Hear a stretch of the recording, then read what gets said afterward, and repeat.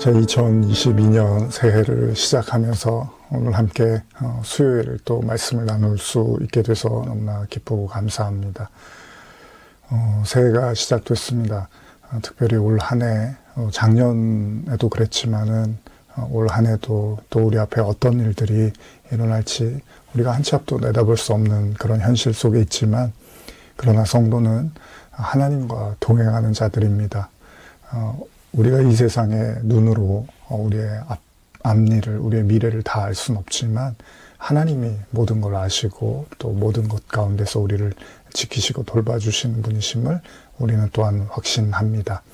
올 한 해도 여러분과 제가 하나님 바라보고 또 주님의 말씀 속에서 어떤 어려움과 환난 속에서도 담대하게 또 말씀을 붙잡고 이 모든 시간들을 오히려 기쁨과 평강으로 걸어나가기를 간절히 축복합니다. 우리 잠시 기도하시겠습니다. 하나님 아버지 감사합니다. 새해를 시작하고 또 함께 말씀을 나누고자 합니다. 주님의 말씀이 우리의 삶의 등불이고 오로지 우리의 생명임을 또한 고백하면서 오늘도 이 시간에 말씀에 청종하고자 또 영상을 통해서 또 기도하는 마음으로 말씀을 듣는 모든 성도들 가운데 하나님의 크신 축복과 또 형통의 은혜가 함께 하시기를 간절히 소원합니다. 주님, 올 한 해를 또한 주님께 의탁합니다.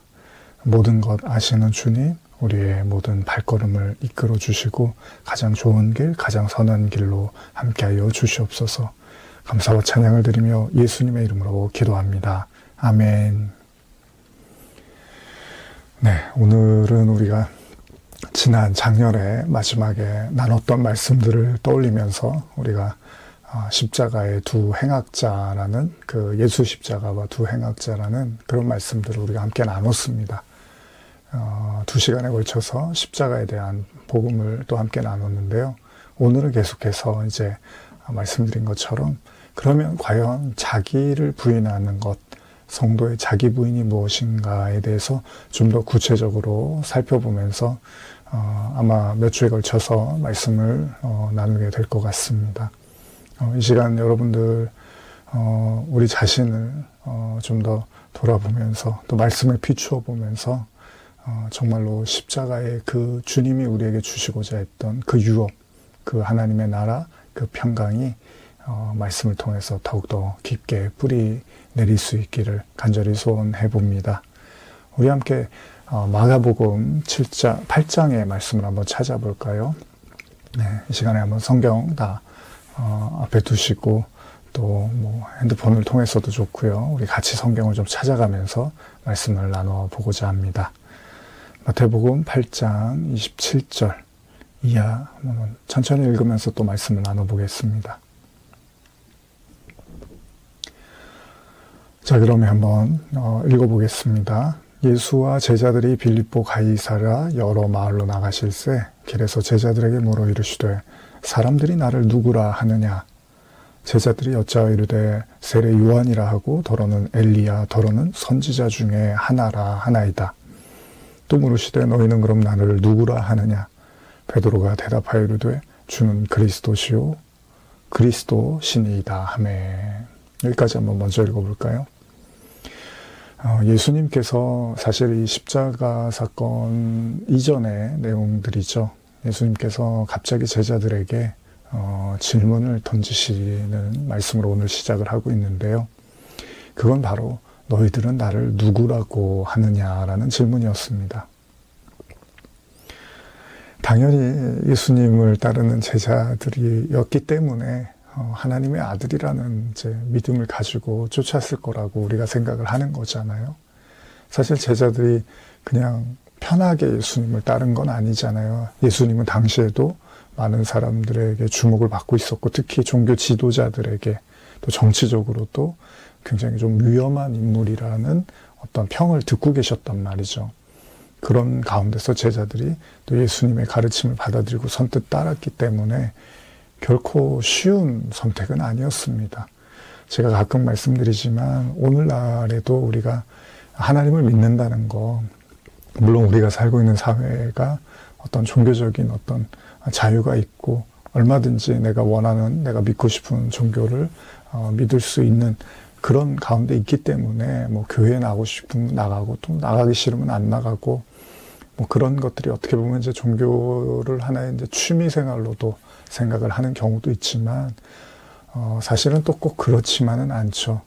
또 정말로 뭐 신앙을 갖는 뭐 다른 종교도 마찬가지지만 신앙생활을 함에 있어서 굉장히 어떻게 보면 자기 그 헌신, 그 종교에 대한 자기의 어떤 굉장한 그 헌신과 희생 그리고 그 가르침을 습득하고 배우기 위한 몸부림 뭐 이런 이제 모양으로 신앙생활을 하는 분들도 많이 계시죠.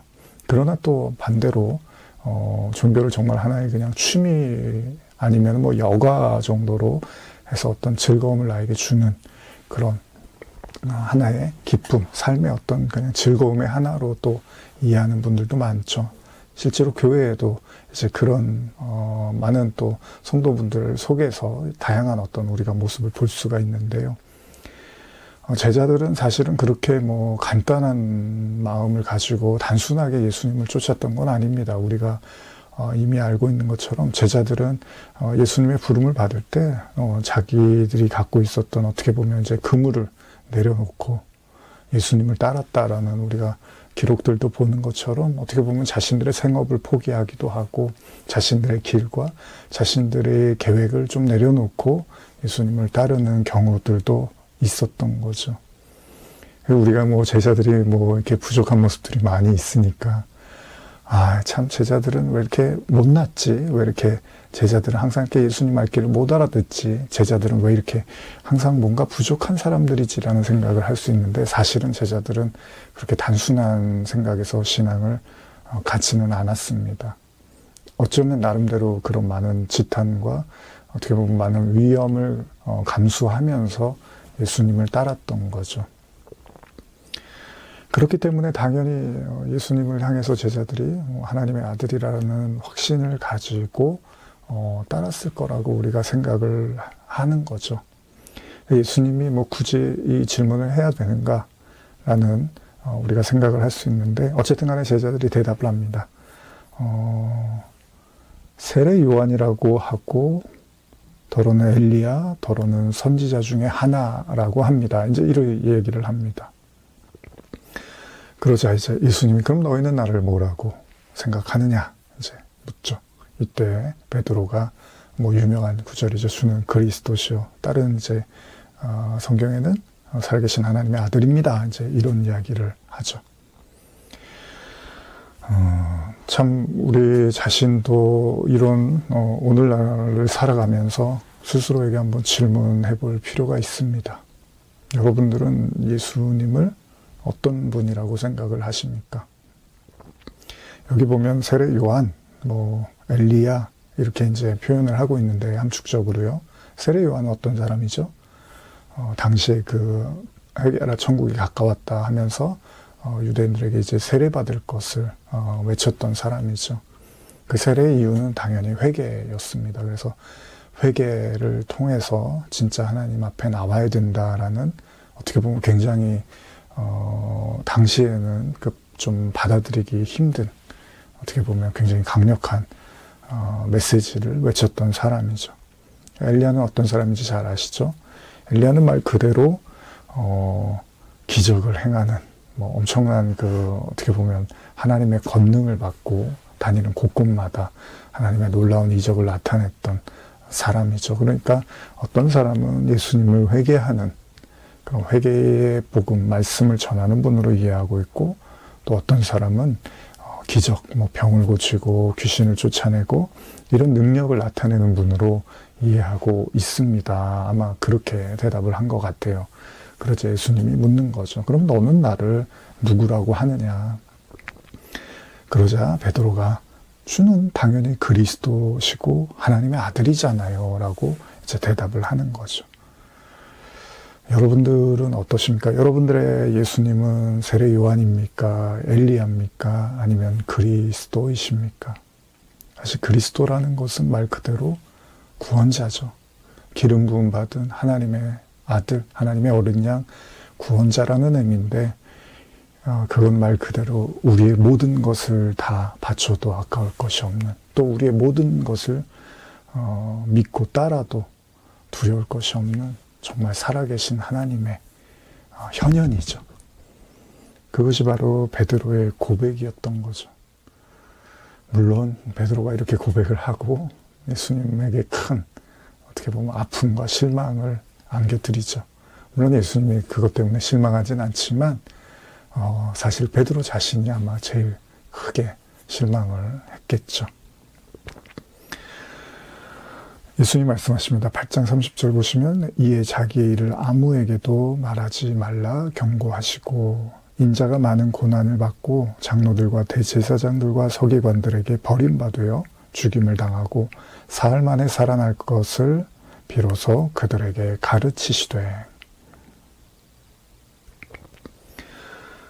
이제 문제가 생기죠.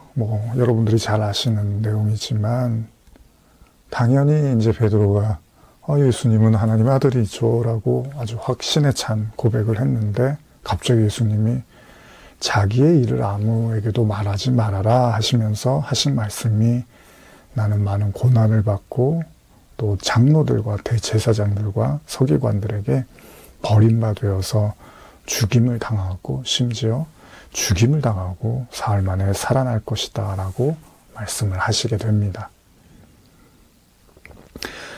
자, 이렇게 이제 베드로한테 다 얘기를 하신 거예요. 본인의 앞날에 대해서, 그죠? 본인의 미래에 대해서 얘기를 하니까 베드로가 예수를 붙들고 항변을 합니다. 그죠? 32절이죠. 드러내놓고 이 말씀을 하시니 베드로가 예수를 붙들고 항변하매. 당연히 당황스러운 이야기죠. 어떠십니까, 여러분들은? 여러분들이 존경하고, 여러분들이 따르고, 여러분들이 믿고, 또 여러분들이 모든 것을 걸고 맡기던 그 누군가가 많은 사람에게 비난을 받고, 버림을 당하고, 또 심지어는 죽임을 당할 거다라는 이야기를 듣게 됐을 때, 여러분들의 마음은 어떠실까요? 베드로도 결코 마음이 편하지 않았습니다. 그리고 사실은 이해할 수가 없었습니다. 왜 그런 일을 당하셔야 되는지에 대해서 베드로는 조금도 이해할 수 없었고 조금도 동의할 수가 없었던 거죠. 그래서 항변을 했다고 이렇게 기록이 되어 있습니다. 그러자 33절에 예수님 말씀하시죠. 예수께서 돌이키사 제자들을 보시며 베드로를 꾸짖어 이르시되 사탄아 내 뒤로 물러가라. 내가 하나님의 일을 생각하지 아니하고 도리어 사람의 일을 생각하는도다 하시고.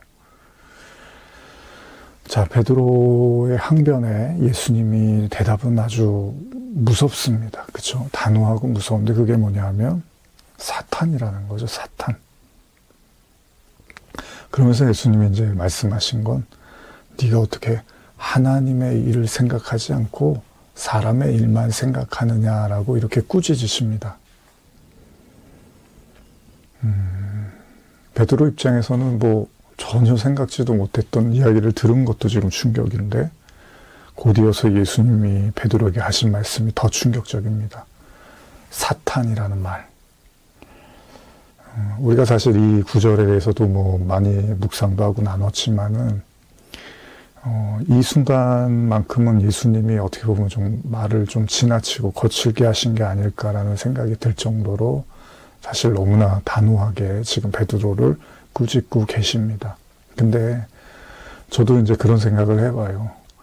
만약에 예수님이 좀 유연하게요. 이 상황에서 베드로야, 네가 불안한 건 알겠어. 내가 이런 얘기하니까, 내가 십자가 얘기하고 죽는다는 얘기하니까 네가 당연히 나를 사랑하고 아끼는 제자로서 너무 마음이 힘들지. 그리고 받아들이기가 어렵지. 충격적이지. 그러나 이유가 있어. 그러니까 너는 그걸 받아들여야 돼. 그리고 결국 네가 그걸 받아들이고 깨닫게 될 거야. 이렇게 좋게 타일러 주시면 좋잖아요. 근데 예수님이 느닷없이 베드로에게 사탄이라고 이야기를 합니다. 어떻게 보면 예수님이 좀 지나친 감이 있고 너무 사람에 대한 배려가 또 제자들에 대해서 너무 함부로 대하는 게 아닐까라는 생각마저 들 수 있는 대목이죠. 그럼에도 불구하고 예수님은 아주 명확하게 말씀을 하시는 거예요. 사실은 베드로가 예수님을 따라다니면서 이런 얘기를 한 번도 들어본 적이 없는 거죠. 이 이야기를 우리가 떠올려 보면은 예전에도 나눴지만 충격적인 이야기들 중에 하나가 바로 요한복음 3장에 우리가 자주 나눴던 니고데모 이야기가 그렇죠. 니고데모가 예수님을 만나러 왔어요. 나름대로 당대에 존경받고 깨끗하고 선하고 율법적으로 살았던 그런 어떤 종교 지도자였던 것으로 보입니다. 그런 니고데모가 뭔가 마음에 공허함이 있었던 거죠. 구원이라는 게 도대체 뭘까? 과연 우리가 이렇게 믿고 알고 있는 이런 모습으로 구원받을 수 있는 게 맞을까라는 어떤 의구심을 가지고 살았던 것 같아요. 그런 니고데모가 이제 예수님을 찾아가는 거죠. 그리고 몰래 예수님을 만나죠. 근데 예수님한테 들었던 이야기는 뭐냐 하면 너의 지금의 상태로는 구원이 어렵다라는 이야기를 듣게 됩니다. 그쵸? 거듭남에 대한, 성령에 대한 이야기를 이제 니고데모가 듣게 되면서 순식간에 니고데모는 종교 지도자, 유대 지도자로서 또 존경받는 사람으로서 나름대로 선하다라고 생각했던 사람으로서 살아왔는데 순간적으로 이 나랑에 떨어지는 경험을 하게 되는 거죠. 뭐 옛날에 이제 저도 학창 시절에 이제 나름 공부를 열심히 이제 하고 잘하고 싶었던 마음도 있었는데 중학교 때인가 이제 뭐 시험을 봤는데 뭐 수학이 이제 항상 어렵잖아요. 수학 시험 봤는데 점수가 너무 이제 당황스러운 점수가 나온 거예요. 나 한 번도 이런 점수를 받아본 적이 없는 것 같은데 그런 점수를 받고 굉장히 제가 충격을 받았던 기억이 나는데 그 우리에 대한 평가 있잖아요. 뭐 요즘 뭐 그런 것도 많이 있잖아요. 뭐 경연 대회 같은 것도 많고 뭐 식당이나 이런 데 가서 또 뭐 잘 맛있다 맛이 없네 뭐 이런 것도 뭐 TV에서 그런 것도 많이 하잖아요. 근데 다들 보면은 그래요. 물론 좋은 면도 있어요. 내 음식에 그렇게 뭐 맛은 있지만 대단하지 않다고 생각을 했는데 진짜 전문가가 와서 엄청나게 맛있다라고 하면서 오히려 이렇게 아주 평가를 후하게 하는 경우도 있지만 그런 경우는 참 좋겠죠, 기분이. 근데 내 음식이 그래도 나름 어느 정도 수준은 된다고 생각을 했는데 뭐 수준 이하라고 하고 뭐 다른 것도 마찬가지입니다. 뭐 경연대회도 그렇고 뭐 노래를 한다거나 뭐 이런저런 대회들이 많잖아요. 그런 것을 통해서 그 평가를 받았는데 너무나 내가 받아들이기 힘든 이제 그런 평가를 받았을 때 사람이 충격을 받게 되죠. 마찬가지로 지금 니고데모도 예수님의 그 평가가 너무나 단호한 거예요. 너의 지금의 상태로 구원을 받을 수 있다는 착각을 버려라. 근데 아마 이 이야기를 니고데모가 들었을 때 아마 동시에 이거는 본인한테도 충격이지만 자기와 같은 생각을 가지고 신앙생활을 하고 있는 동족들, 당시의 유대인들에 대한 평가이기도 하단 말이에요. 예수님의 평가가.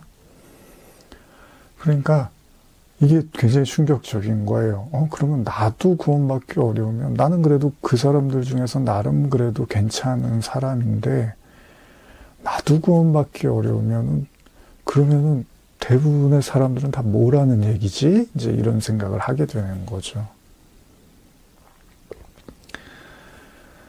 예수님은 이렇게 쇼킹하게 하십니다. 여러분들의 신앙 생활에서도 아마 그런 일들이 분명히 한두 번쯤 또 그 이상 많이 있었을 것 같은데요. 저도 이제 지금까지 이렇게 삶을 살아오면서 크고 작은 충격을 많이 받았던 것 같아요. 그리고 처음 제가 이제 좀 진지하게 중학교 때부터 이제 신앙생활을 하게 됐는데, 뭐 저는 이제 여러 가지 저 나름대로도 이제 뭐 신비한 일들도 겪고 그런 시간들이 있었는데, 아마 오래전에 그 천국과 지옥에 대한 그런 이야기들이 굉장히 저한테는 충격이었던 것 같아요. 뭐 죽으면 천국에 가고 뭐 지옥에 가고 이런 얘기들이 제 그 학생 시절에는 굉장히 충격이었던 것 같아요. 받아들이기가 좀 어려우면서도 또 받아들여야 된다는 생각을 하면서 굉장히 또 그 속에서 몰입을 했던 것 같아요. 사실은 이 기독교가 말하고 있는, 성경이 말하고 있는 세계관이 일반 사람들에게 보편적으로 받아들이기가 좀 쉬운 내용들은 아닙니다. 그리고 지금 예수님이 니고데모를 만나는 그 현장에서의 가르침은 예수님도 유대인으로 오셨고 또 여호와 유일신이라는 그 신앙을 가졌던 당시 이스라엘을 향해서 그 이스라엘에서 존경받는 니고데모에게 구원의 어려움을 예수님이 이야기를 하셨다는 것은, 이건 정말 니고데모 입장에서는 정말 경악을 금치 못하는 얘기가 될 수도 있다는 겁니다. 차라리 그래, 다른 사람은 모르지만 너가 이렇게 나한테 가까이 찾아온 거 보니까 너 정도는 어떻게 구원을 받을 수 있을 것 같아. 이러면 좀 니고데모가 안심을 하고, 그래, 그러면 내가 좀 더 잘 가르쳐서 사람들을 이렇게 하나님께 인도해야겠다, 이런 생각을 했을지도 모르는데, 예수님은 니고데모조차도 그 상태로는 구원이 어렵다고 말씀을 하시는 거죠. 여러분, 이런 메시지, 이런 설교들을 여러분 삶에서 들어보셨습니까?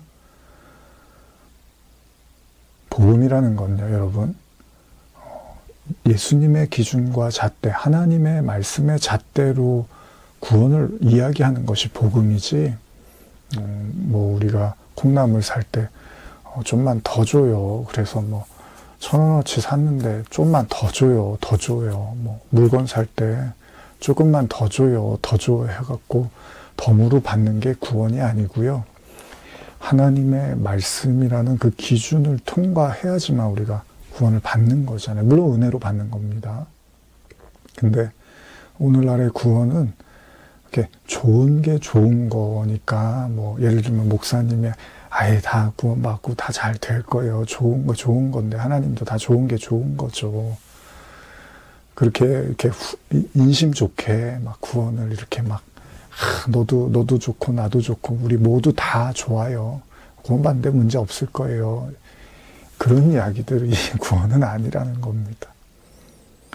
사실 가끔 저는 그런 생각을 해요. 다른 타종교인들도 굉장히 열심히 그 진리를 깨우치기 위해서, 또 정말로 그 삶의 의미를 알기 위해서 굉장히 몸부림을 치고, 정말 자기 자신을 굉장히 어떻게 보면은 흔들어 가면서 정말 어떻게 보면 이제 도를 깨닫기 위한 그런 몸부림을 많이 치잖아요. 근데 기독교는 은혜의 종교라는 그런 이유만으로 그냥 교회에 발 딛는 순간에 그냥 구원이 저절로 생기는 것처럼 그렇게 인식하고 배우는 경우들이 굉장히 많은 것 같아요. 그러면 예수님이 니고데모한테 지금 이렇게 말씀하시면 굉장히 신뢰를 범하는 거죠. 거의 한 번도 만나지 않은 니고데모한테는 그렇다 칠 수 있어요. 근데 지금 예수님이 자기를 굉장히 아끼고 사랑하는 제자 베드로에게 단호하게 사탄이라고 말을 합니다. 그런 의미라면 여러분들이요, 사탄이라는 말에 너무 흥분할 필요도 없어요. 예수님이 이런 얘기를 처음 한 건 아니에요. 예수님은 요한복음 8장인가요? 보면 유대인들하고 경륜 벌일 때 유대인들한테 뭐라고 그래? 바리새인들한테 뭐라 하냐면 너희 아비는 마귀야. 그럼 너희는 마귀한테 났어. 이런 얘기들을 계속해요. 그게 비단 바리새인들만의 이야기겠습니까, 여러분? 아니잖아요. 이 땅의 모든 죄인들이 처한 현실이 우리 아비가 마귀라는 거예요. 근데 나는 절대 그런 사람이 아니고, 나는 굉장히 하나님하고 친근하고 가깝고, 그렇게 가까운 베드로가 지금 사탄이라는 말을 들어요. 그러니까 예수님이 그런 말을 했어. 그거에 흥분할 문제가 아니고요. 그럼 왜 이런 얘기를 하셨는지를 살펴봐야겠죠. 그렇다고 우리가 아무한테나 마귀 사탄이라고 하면 그거는 안 되죠. 예수님이 그런 말씀을 하셨을 때 그 의미와 뜻을 우리가 잘 받아들이고 우리가 누군가에게 복음을 설명할 때 왜 우리에게 이런 말씀을 하셨는지 또 왜 우리가 이런 말을 들어야만 하는지를 또 가르쳐야 될 또 의무가 있는 거겠죠. 왜 예수님이 베드로에게 사탄이라고 하셨을까요? 33절에 그 뒤에 이야기들이 구체적으로 설명해 주고 있죠. 네가 하나님의 일을 생각하지 아니하고 도리어 사람의 일을 생각하는도다. 베드로가 들은 얘기는 너는 하나님의 일에 대해서는 관심이 없고 늘 사람의 일만 생각한다라는 이제 꾸짖음이었습니다. 그리고 이 이야기를 뒤집어 보면 사람의 일을 생각하는 것이 하나님의 일을 염두하지 않고 사람의 일을 생각하는 것이 바로 사단이라고 지금 예수님이 말씀하고 계시다는 겁니다. 여러분들 어떠십니까? 하나님의 일을 생각하고 사람의 일을 생각하는 게 또 뭘까요? 물론 우리가 생각했을 때 하나님의 일 하면 뭐 교회 가고 예배 드리고 기도하고 뭐 선한 일, 봉사하고 착하게 사는 거, 말씀 보는 거 뭐 이런 거. 사람의 일은 뭘까요? 뭐 돈 벌고 뭐 집 사고 그다음에 뭐 재산을 증식하고 노후를 준비하고 뭐 결혼을 하고 뭐 공부를 해서 뭐 지적인 수준을 쌓고 또 뭐 여가를 즐기고 먹고 살고 누리고 뭐 이렇게 우리가 이렇게 양분해서 생각할 수 있잖아요. 근데 예수님이 지금 말씀하시는 사람의 일, 하나님의 일은 이 상황에서는요, 예수님이 지금 죽고 고난을 받고 죽는 것이 이제 예수님은 하나님의 일이라고 하는 거고, 베드로가 그렇게 하면 안 된다고 말리는 거를 사람의 일이라고 지금 말씀을 하시는 것 같아요. 그렇죠? 그럼 베드로는 왜 말렸죠? 당연히 하나님의 아들 그리스도시니까 이 세상에서 말씀을 열심히 전하시고 공의를 행하시고 병도 고쳐주시고 기적도 행해주셔서 많은 사람들에게 존경과 박수를 받고 그렇게 영화롭게 살다가 하나님 나라로 가셔야죠. 그렇게 무차별적인 그렇게 어떻게 보면 굉장히 잔혹한 그런 인생을 선택해서 가시는 것은 옳지 않습니다가 이제 베드로의 생각이었던 거죠. 그럼 저와 여러분들은 어떨까요? 예수님이 이제 우리에게 이런 말씀을 하시면 입장을 바꿔서 한번 생각해 보세요. 우리는 그러시게 잘 그러면 한번 해보세요. 계획대로. 그렇게 말할 수 없을 겁니다. 대부분의 사람들이 베드로하고 똑같은 이야기를 할 겁니다. 그러면 대부분의 사람들은 다 예수님한테 사탄 소리를 듣겠죠. 이게 성경의 가르침입니다. 그러니까 우리가 우리의 수준으로 생각할 수 있는 그 영역을 넘어서는 그렇잖아요. 사람이라면 다 마땅히 말리고 드는 거잖아요. 근데 예수님은 그걸 사탄이라고 한단 말이죠. 제가 이제 여기서 이제 말씀을 정리하고 또 다음 시간에 아마 이 시간 이제 한 번에 다 나누기는 어려워서 다음 시간에 또 이 본문들을 이어나가야 될 것 같은데요. 우리가 생각했을 때는 그게 너무나 당연한 일이고 그렇게 하는 게 인간적인 거고 그렇게 하는 게 옳은 거라고 생각을 하는 일들이 예수님이 봤을 때는 사탄의 일일 수도 있다는 겁니다. 그러니까 저와 여러분들이 아까 우리가 니고데모 얘기도 나눴지만 그냥 이렇게 통념적으로 알고 있는 니고데모도 당시에 그냥 이렇게 하면 구원받는 거지 이렇게 하면 하나님과 교통하는 삶인 거지 이렇게 하면 하나님이 칭찬해 주시는 삶이지라고 생각을 했던 그게 예수님한테는 택도 없었던 거예요. 그거는 구원하고는 거리가 멀어라고 말씀을 하신 거죠. 그러니까 여러분들이 저도 그렇지만요. 우리가 듣고 싶은 것만 들으면 안 됩니다. 항상 제가 말씀드리면 성경은 예수님도 그렇지만 좁은 문을 분명히 말씀을 하셨습니다. 구원으로 가는 길은 좁은 문이어서 사람들이 안 찾는다고 했어요, 별로. 그러니까 사람들이 많이 찾아가고 막 사람들이 열렬히 환호하고 사람들이 원하고 바라는 그 길은 예수님이 봤을 때 예수님의 기준에 미치지 못하는 문일 수도 있다는 거예요. 지금 베드로가 하는 행동이 굉장히 일반적이고 정상적인 행동인데도 예수님한테는 그게 사탄의 일이라고 한다니까요.